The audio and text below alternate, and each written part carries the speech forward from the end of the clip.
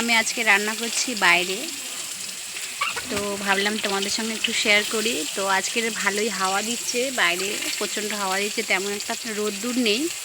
আর আমি উনুনে রান্না করছি, আর হাওয়ায় হাওয়ায় রান্না করতে বেশ ভালো লাগছে।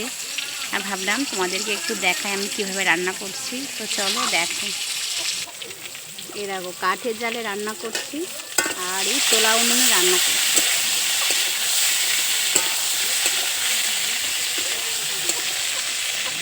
তো পটল আলুর তরকারি করবো, মাছের ঝোল করব। তো সেই জন্য আমি এখানে পটল আলুটা ভালো করে ভেজে নিচ্ছি। আর এই কাঠের জালে রান্নার স্বাদটাই কিন্তু আলাদা। এখন তো তোমরা সবাই জানো যে গ্যাসের প্রচণ্ড সমস্যা চলছে। আমি আগাগোড়ায় কাঠের জালে রান্না করতে বেশি পছন্দ করি।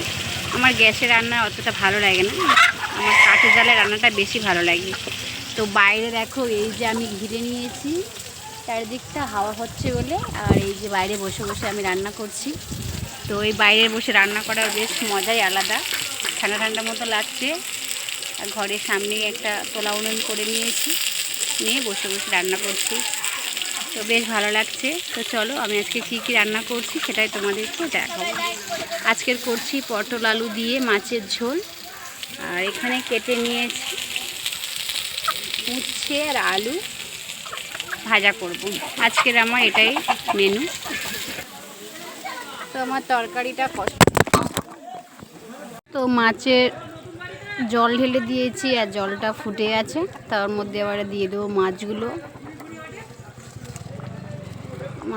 দিয়ে দিলাম, দিয়ে একটু ঢাকা দিয়ে দেবো, একটু ভালো করে আলুগুলো সিদ্ধ হয়ে যাবে। তো ঝোলটা আমার হয়ে এসেছে। তো একটু জিরে বাটা দিয়ে নামিয়ে দেবো। আমি দেখো সাদা মাটা তরকারি খেতে পছন্দ করি, বেশি রিস্ক খাই না, শুধু জিরে বাটা তরকারিই খাই আমরা।